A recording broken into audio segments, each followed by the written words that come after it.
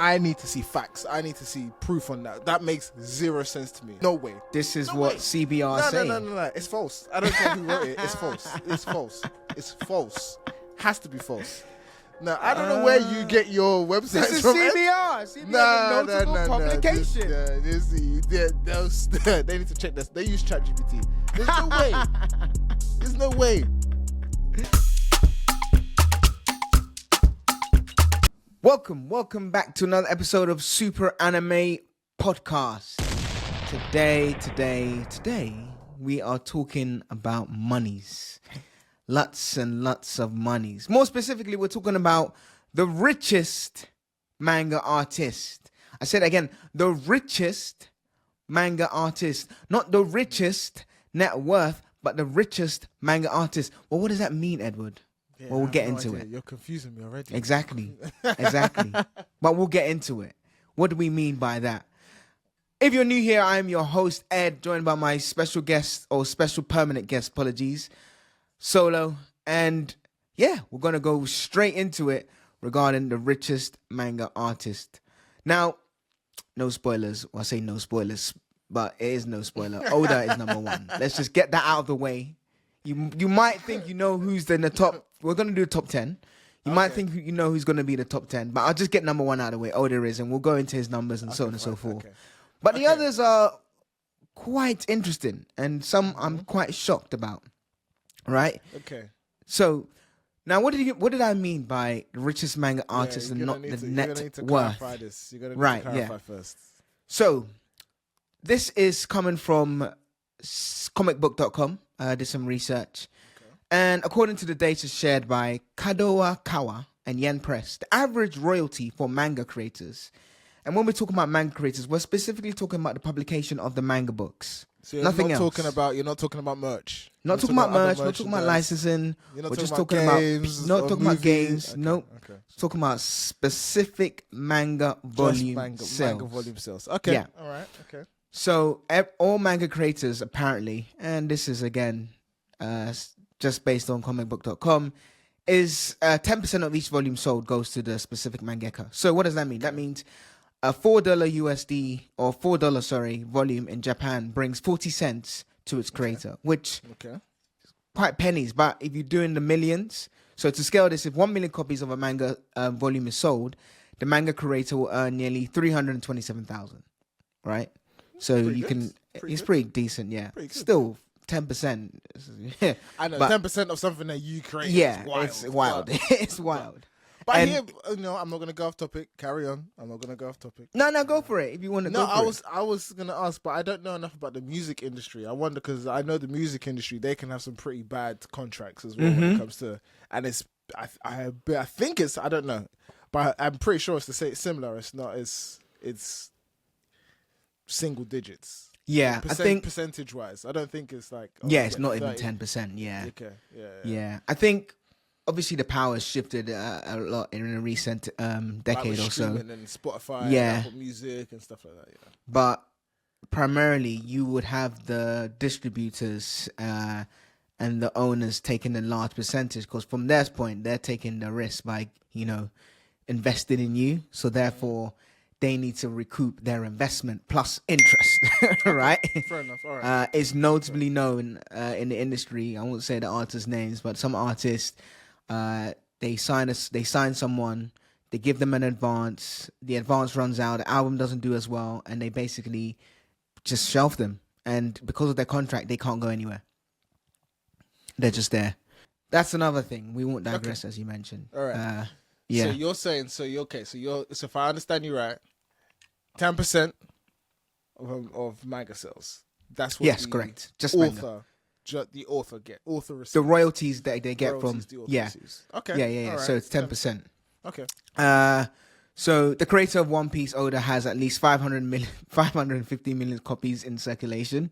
So by royalty pay alone, Oda has earned about $206 million. But then here's the thing: shouldn't this be a relatively simple thing to calculate? Because you can just look at the most popular manga sales, and then that's going to be your. Oh yeah. That's going to be for sure. Okay. But the reason why I did this is just because I know when I was doing my research, a lot of people go top 10 mangaka, right? And I think they include the merch, the licensing, and everything else in terms of their overall net worth. Then that's when Pokemon starts showing up its head. Well, yeah.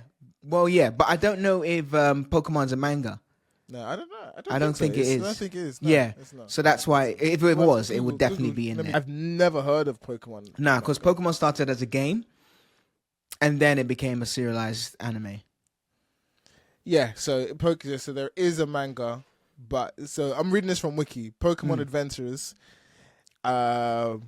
is a Japanese manga series based on the Pokemon media franchise. So yeah, the media franchise came up first, and they did that. Okay. Yeah, right. yeah. Okay.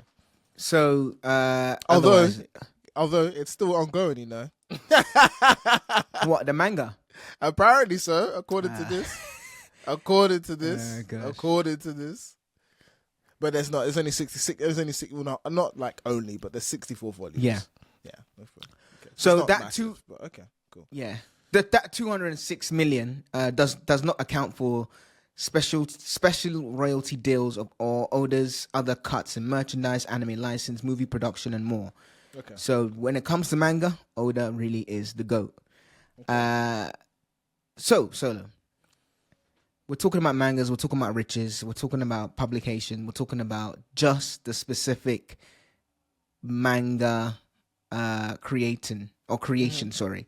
Mm-hmm. Do you firstly think, and we kind of touched upon this, but do you think 10% is enough for your? Or if you right now create your equivalent of Harry Potter, okay, and they say, you know what, Solo, this is a great book, we're gonna give you 4 cents on a dollar, or 40 cents, sorry, on a dollar. 40 cents? No, sorry, 40 cents. I'll bite the hand off. Sorry. I was thinking $4. Yeah, 4 cents on a dollar. Sorry. What do you need? What about 40 cents? What do you need? 4 you want cents. some more books? I'll give you some more books. You want more books? I can 4 do cents. 20. 4 cents. Let's 4 sign cents for on 20 a dollar. books. 10%. 4 cents on a dollar. See, I would hire a lawyer. Read through this and tell me make it make sense to me first. Is this something that's like industry standard? Is this like, what is it? Is this a good deal or not? But then if I'm broke, I'll take everything I'll take whatever I can get. You said $1 million, so I would 100% start doing that calculation in my head. Okay, so if I sell 10,000 books, how much is that? Yeah, okay, I can deal with that. I can take that. But then I need to add tax. And how much do I tax? So I'll do the calculations. So I would I would be like, I need some time to think about it, and then I'll lawyer up, and then see if it's a good deal. But if it is, then yeah, I'll probably just take it. If I need some money, take it. Take the 4%. Take the 4%. Sorry, 10%. I said 10. I said 10. My math is so bad. 4% is 40 cents on a dollar. 4 cents on the dollars. So if we're talking about 10%, it's just 10 cents. Yeah. Because dollar is what? Yeah, 100 cents, right? 100. Yeah. Sorry, I was just thinking of 60. It's because you're trying to do dollars. Just stick with pound and pennies, my friends. Stop trying to convert to the US. We live in London. Just go with pound. Yeah. But US, the dollar is a universal currency. But I got confused there. But yeah, regardless, 10%. You would take that, yeah. So for every, so you know what? 10. Go on, sorry. Look. The way to pitch it is if you turn around and tell me, and it's like, babe, you know this is like marketing and advertising. You turn around and say, we'll give you 10%. I'm more inclined to say, okay, all right, okay, fair enough. I guess there's merchandise. But it's incumbent on you to make sure that whatever you're making is going to be a hit. Yeah, which is fine. That's if I'm creating something, then it's always going to be on me to make sure it's good. I want to know where that other 90% is going. Like, exactly. Who's getting the other 90%? Because if you say, okay, we're going to do this, we're going to push it, it's going to be in Barnes & Noble and Waterstones all over the place. Yeah. We're going to do influencer marketing, we're going to do everything, we're going to pump it. We're going to put it in schools so we make sure, cool, makes sense. But if you're just saying that some random person in the office is getting 55% because he stamped something, nah, give me my money. Give me my money. Give me my money. Give me my money. I need to know what it is. It is a bit of a black box at 90%. Well, we've got marketing. We've got, we got to push it. We've got other things in the makings. You don't legalese. That's why it's a language. Legalese. It's a language. Indeed. Legalese. Yeah. Do you know what? On this note, I remember I've been watching a lot of since the in my opinion, and a lot, it's a common opinion, Marvel isn't what it used to be. Fair. I agree. We all know that. It's not what it used to be. Not saying that all the movies are complete trash, although some of them are, but it's just not as good as it used to be. And I was watching some breakdowns, and then I heard about this, about Hollywood accounting, and how Hollywood can technically call a film that, from a consumer standpoint, we think it's done incredibly well, box office numbers through the roof. But then Hollywood accounting can come in and say, yeah, well, technically we haven't actually made any money yet. Yeah. We haven't actually turned a profit. So really, the film's been a failure. It's like, whoa, no, it's not. It's made X amount of hundreds, or if not billions in the box office worldwide. But Hollywood accounting can change that. So it makes me wonder, like, yeah, boy, those actors, you need to give me that good contract. Don't try and Hollywood account me out of my money. I want all the money that is owed to me. But okay, all right, okay. You make a good point, though. They definitely can cook the books to showcase. Yeah. Well, we haven't made a profit. No, we haven't made a profit. But so the actual, what's it called? Yeah. Oh, we're gonna pay you on a profit. So maybe they turn around. Imagine I do and I don't know anything. I do a blockbuster film. It's got all the heavy hitters in it. It's got Robert Downey Jr. It's got all. Like, I'm in a Marvel film, for example, when it was good. Yeah. When it was good. Yeah. And then they say they'll pay me, and they threw some stupid numbers at me. Oh, we're going to pay you 35% of the profits. I'll be like, 35%? 35% me? Oh, yeah, of course. Of profits, right? Yeah, okay. And then come to find out, well, you didn't turn the profit. You know when you just fall to your knees? You just fall to your knees and just be like... Yeah, it's so true. So many people get bumped by legalese, It's so that's why, like you said, you need a lawyer, because lawyer up. There's a difference between the revenue, a percentage of revenue versus profit versus gross versus net. Like, they can cook the books whereby, we didn't turn a profit, but yet the CEO made 10 million. Well, that's his, that's expenses. So, that's not profit. And you're just well, I'm struggling to ask for a raise. What? No. It's mad. It's actually mad. So, no, you make a good point there. Yeah. I'm going through comic books. Now, I've got two. I've got comic books one, and I've got CBRs. I like CBR's one because they include revenue, but CBR's one is the whole net worth of the authors. Okay. And I highlighted some few differences between the two top 10. Now, CBR's one is more recent. It was 2024 September. No, sorry, comicbook.com is more recent, 2024. Comic book 2024. And then CBR's, I think, was March 2024. March. Yeah. Yeah, well, they're both 2024. So Yeah. Both 2024. Or was it December 2023? Something like that. But yeah, they're both within the last 2 years, right? Okay. So, but comicbook.com is definitely 2024 September. So, in that number one, as I mentioned, is Oda. And number one for CBR is also Oda. So, but then let's start from number 10 and go back up, right? Okay, so, in at number 10 for comicbook.com is, and I apologize, I'm going to butcher people's names, Osamu Tezuka, who is considered one of the legends of animation in general. He's widely considered the father of Japanese manga.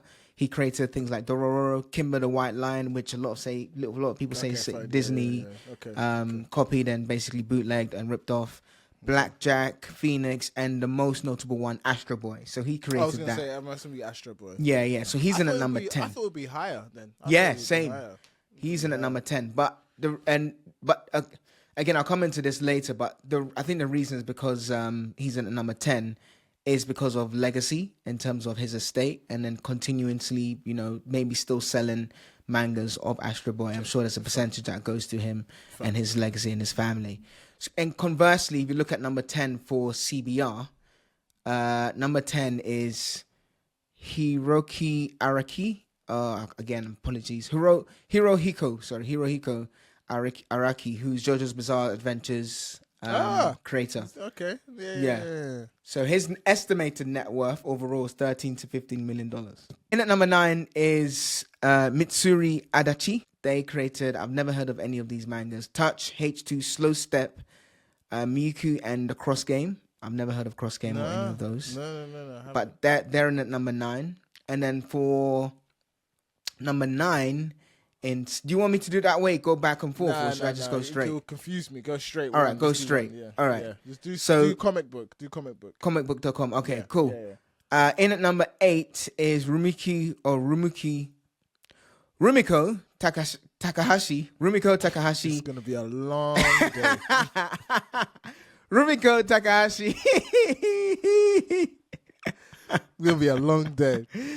I got snacks anyway. So it's next. Oh my gosh. Yeah. So she's very, very widely known as a legend as well. I know Frederick mentioned her name in terms of one of the GOATs, as it were. So she's on the list. And I'll come back to her as well. She obviously created Inuyasha. The next one is Masashi Kishimoto. Everyone knows who that is. Next one is Well, no, say the name of the. Naruto. Say the name. Naruto. Yeah, say the name. Naruto. Sorry. Just flinging out names. I don't know. Well, Kishimoto, I know Kishimoto. I know the big Yeah. But say the name. The next one is Takehiko Ino, who is and then number 6, who obviously, do you know who that is? Solo? No. Your pronunciation is throwing me off, so it's like Takehiko Ino. Oh, Vagabond. Yes, exactly. Yeah. Gosho Ayoma, that is Detective Conan, in at number 5. Akira Toriyama, Dragon Ball Z, number 4. Tako Saito, number 3. He created Go-Go 13. Or Go-Go 13. Mm-hmm. Number 2 is Fujiko F. Fuju, who created Doraemon. You put African intonation on all over that. You salivated that name with Fufu Genke. Fujiko F. Fuju. It's probably Fujio. Fuju. But you Fujio. put pounded yam all over the name. So that's that he created Doraemon, and then Oda is number 1. All right. So, does it? Okay, let me go to CBR's top 10 now, because, and then we can discuss. So in the number 10 in CBR list, as I mentioned, JoJo's Bizarre Adventure, Hirohiko Araki. Number 9 is Takehiko Ino. Takehiko Ino. As Solo said, he created Vagabond, Slam Dunk. He's worth an estimated net worth of 12 to 20 million. Okay. That's a range. That's such a big exactly. range. It's estimated. That's the thing. It's 12 estimated. to 20. That's 12 to 20 million dollars. Yeah. In at number 8 is Masashishi Kishimoto, 25 to 27 million. Okay, notable works is Naruto and Boruto. Number 7 is Yoshihiro Togashi, whose estimated net worth is 30 million. Who created Yu Yu Hakusho and Hunter x Hunter most notably. Number 6, Taito Kibo. Now, Taito Kibo was not in the original list, and we'll get to that. Or not original, but not in the comic book list. And people who don't know, Taito Kibo is the person who created Bleach. His estimated net worth is 40 to 56 million. In at number 5 is Hajime Isayama. What? Wait, this makes no sense. Taite Kubo is higher than is he higher than Kishimoto in this list you've just said? Yeah. I need to see facts. I need to see proof on that. That makes zero sense to me. It should be the opposite, other way around. Are we going to sit here and say that Naruto has made less money than Bleach? No way. This is what CBR is saying. No. It's false. I don't care who wrote it. It's false. It's false. It's false. Has to be false. Now, I don't know where you get your website from. This is CBR. CBR is a notable publication. They need to check this. They use ChatGPT. There's no way. There's no way. Kishimoto, Naruto of Boruto fame. Him. And you want to say that it's less? Hey, why are you attacking Bleach? It's not my. Nah, no way. I can't believe that. I can't believe that. I need proof. I need someone to. Do you know what? I'm looking at another publication, and they've got Taito Kiba. I just researched I just put in Richest Manga. Taito Kubo again is higher than Kishimoto. Hey, people like Bleach, man. People love Bleach. Wow. Or so he maybe had a better deal. I don't know. Yeah, true. Maybe. I don't know. But yeah, apparently he's estimated net worth, or maybe they just ripped this off CBR. Who knows? Yeah, exactly. You know how people copy each other. On Yeah. Interesting though. Interesting. I just find that hard to believe. That's my point. I find it very hard to believe. I'm not saying Bleach wasn't, big three. Big three for a reason. I get it. Longevity wise, Boruto's are still ongoing. Well, yeah, that's true. Boruto's ongoing. They've had a time skip and everything. No, I know it's not selling nowhere near as much as Naruto did at its height. But so it's saying here that the net worths of manga creators do not only depend on their best work. In the case of Taito Kubo, aside from Bleach, he has many other popular projects. Some of the most popular works are Zombie Powder and Burn the Witch. On top of that, Kubo has created many different one-shot series, art books, novels, data books, etc. He has also contributed to many popular video games like Dragon Quest and Sakura Wars. Kishimoto, on the other hand, does not have so many other projects that worked out for him.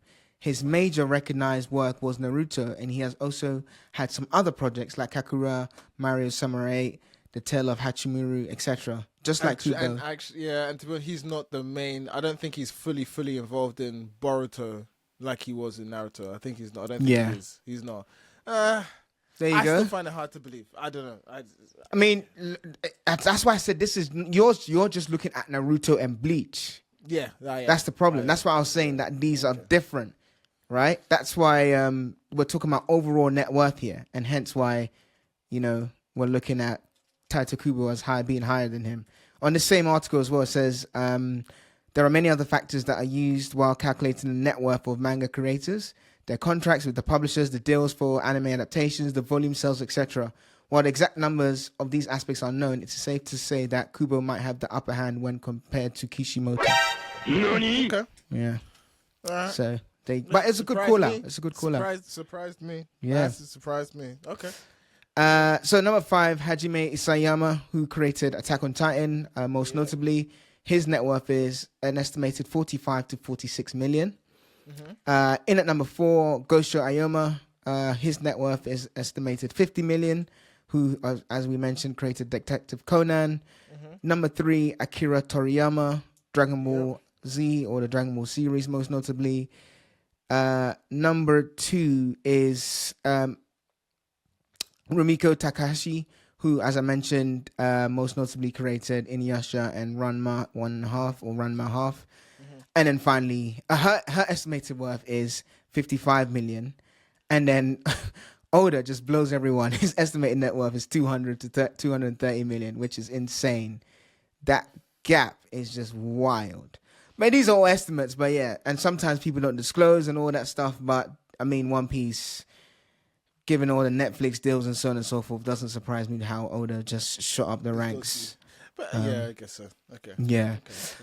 Okay, but yeah, look, does it surprise you that, you didn't have the likes of Hajime Isayama, Taito Kubo in that top 10 comicbook.com list, which were purely based on manga sales? No. Really? No, not necessarily. Bleach was one of the biggest 3. Remember that. It was the big 3. But the ones, the shows that you've mentioned that they've been a part of are either long cultural icons within Japan, like an Astro Boy, or we underestimate the fact that someone like the author of Yu Yu Hakusho and Hunter x Hunter has 2 big boys. 2. And then also, but still, Bleach, like, I'm surprised. I mean, maybe Attack on Titan, but to find that Bleach is not in the top 10. Yeah, that's interesting. Read the anime, not the authors, because we'll be here till tomorrow. read the read the animes that are in the top 10. The manga, sorry, that's in the top 10 again. Like top 5. Just there's top loads 5. of what for which one? The comic book or the CBR? Comic book, the ones that's just manga. So top 5 is all fine. Well, depend. So you had who's Ayoma again? Oh, so okay, cool. So, author of One Piece, number 1. Oda. Yeah. So One Piece was number 1. Number 2 was Doraemon. Number 3 was Go-Go. The icon. Yeah. Doraemon, icon. Yeah, 3. Go-Go 13. I never heard of Go-Go 13. Have you heard of Go-Go? Apparently, it's a very, very... Well, look, I just quickly Googled it because I thought I recognized it. All I remember is something to do with yellow, and then I was like, oh, okay. I have never read it, to be very clear. Never read it. But reading the wiki, it is the oldest manga still in publication. So, again... Carry on. Fully deserves to be there. Next one is Dragon Ball Z or Dragon Ball series. Cool. Was that number 4? Yeah. And then the last one in the top 5 is Detective Conan, which I know is huge. Again. Okay, just carry on to number 6 to 10. Go again. Number 6. 6 is Slam Dunk, Vagabond. Again. Real. Yeah, come on. Yep. Icon. 7 is Naruto Boruto. Yeah, again. Bang. 8 is Inuyasha and Ranma 1.5 or 1 Ranma half. Yeah, sorry. so you and I didn't grow up reading Inuyasha. We might have watched some of it on TV, but we didn't. But we have to remember Inuyasha has been about for a long time. It's still some people's favorite to this day. Right? It might not be ours. We don't really speak about Inuyasha, but we have to respect it. So again. Yeah. That's the only one I'd say, interesting that... And again, we're talking about the manga sales, not specific individual manga. So we're not just talking about Naruto, we're not just talking about Boruto, we're talking about their manga sales, all their mangas. Yeah. So again, I can understand that. Number 9 might be a case of volume because I said Touch, H2, Slow Step, Miyuku, and Cross Game. I mean, these might all be notable. That's probably before my time. What's the author's name? Mitsuru Adachi. Okay. Wait, man. His art style is just when you're younger and you just look at old manga. Yeah. That's basically this guy. He's got it. Yeah. H2, baseball, crossget. Yeah, again, I can understand it. This guy's been around for years. He made his manga debut in 1970. And he's probably So in this case, sometimes it's just a case of number of years been out. But again, also popularity because he hasn't been out for that. I mean, still 25 years or so. But with Adachi, he's got another Japanese baseball themed manga series started in 2012. Still ongoing. Baseball's big in Japan as well. So again, and then the last one is what's the last one? Which is the guy I said is the widely considered the father of Japanese manga and the godfather of all anime, Osamu Tezuka. Yeah, again. So when you consider that, going back to your question, am I surprised? Not really. I'm surprised about Bleach though, I'll be honest. I thought it would be in there. No, because if you remember the big 3, and then it kind of... Because Naruto and One Piece are in there. Yeah, which is fine. But the way that people forget, when Bleach was ending, it didn't have this universal acclaim to end of an end.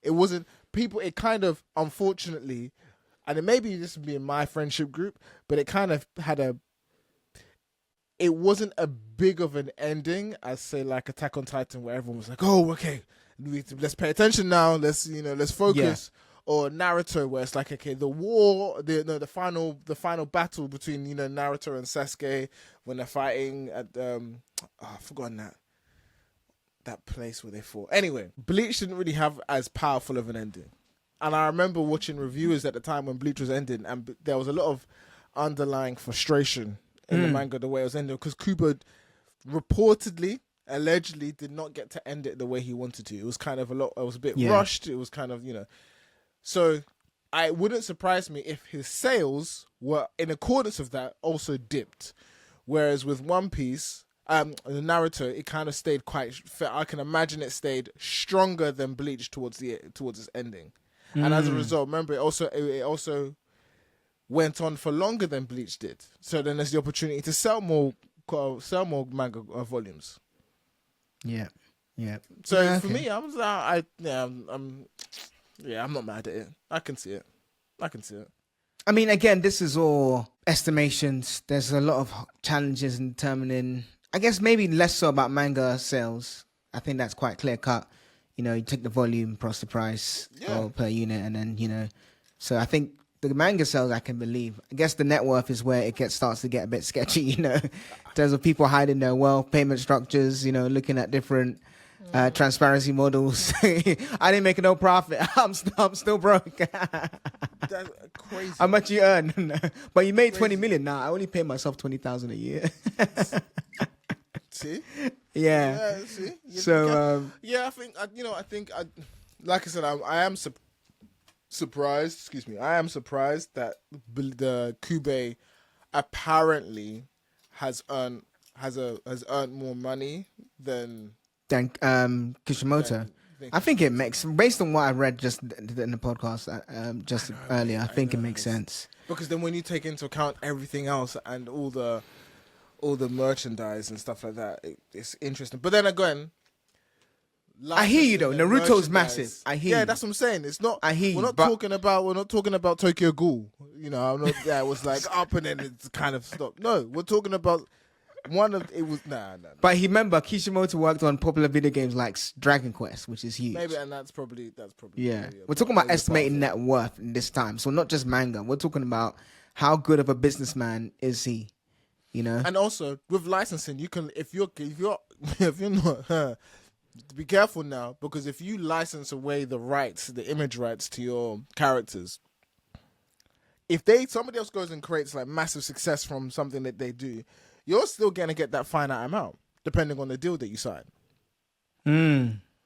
So if you sell me the image rights to your character, and you give it to me I buy it off you from a fixed amount, you've got your money, you walk off. I then create this behemoth of some sort of content or game or whatever it is. I'm just going to be sitting there laughing to the bank, and you're going to be there with your small fixed amount of money that I said I paid you. For example,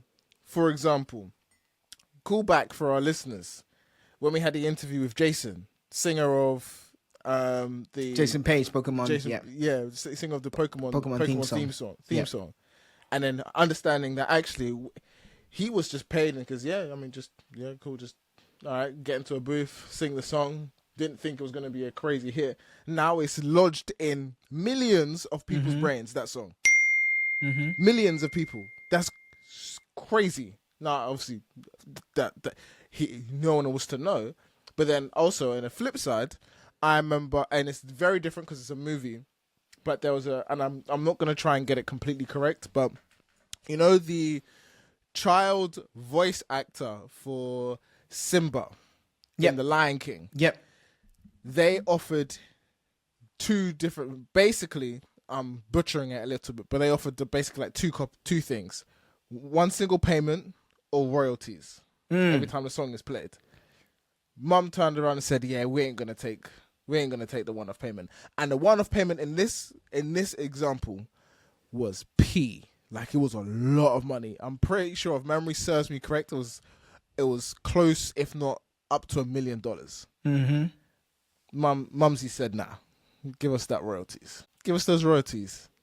Lion King became a behemoth like it is. Guy is still picking up checks to this day. Yeah. From that song. I mean, still, every time that gets licensed and then gets put on Disney Plus or whatever, he gets money. It brings a good point in terms of royalties, or I guess now or later, right? And I think it depends on your circumstances, right? Because you don't know. I mean, in this case, it's Disney. But if someone came to me and said, "You know what, Ed? We're an upcoming company.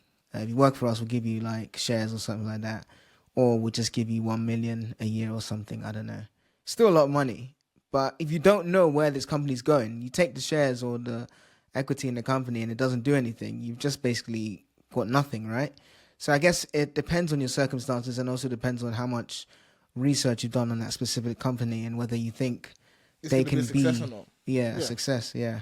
Depends. You have to. I mean, look Disney's at was whatever it established is. that point, so for sure. You have to look at how successful the piece of whatever you're part of is, and then make that risk cool and say, do I take this one-off payment? Yeah. Or like it's in that book, Thinking Fast and Slow is all about. Yeah, that. yeah. System 1 and 2. Apparently, people are humans are really bad at. We all take the easy option. Yep. Oh, give me the million. Yep. Give me the million. Yep. Or you can have a chance to get even more, but it's not as certain. Now, give me the certainty. It depends on your circumstance. If you're fine and you don't need the money, you just take the royalties. Well, there you go. We've created that distinction between the best selling manga artist versus the richest manga artist. There's a difference. I think, like I said, some few surprises for me there, but I think as we chatted it out and talked it out, I think it makes sense, especially finding out the distinction between, what is considered someone with a rich net worth and someone who's just a rich mangaka. I thought Bleach would be in there, but again, if you look at the other authors and so on and so forth, perhaps their legacy estates, and just the cultural heritage makes them a bit more, I guess, qualified to be in that list, and hence why they've got more manga sales. I would imagine, though, Taito Kibo is probably definitely, if not definitely in the top 20 for sure, if not top 15. He might have just missed out on the top 10. Well, there you have it. Thank you very much, everyone, for listening. There you go. These are the official, according to comicbook.com, richest... Yeah, add that in there before people come at you. Richest manga artist by manga sales, not estimated net worth. Estimated net worth, I think, is debatable in terms of how people, hide or potentially showcase how much they have. But one thing is certain, Oda is definitely number one. That one we cannot dispute. Yeah. Until next time, take care, everyone, and peace. Oh, I know this. Click on the next video before he lets it off. Impeccable form, by the way, and the Hunter x Hunter drip is... Get out of there! It's still there, though. Yes, but in his mind, it's gone.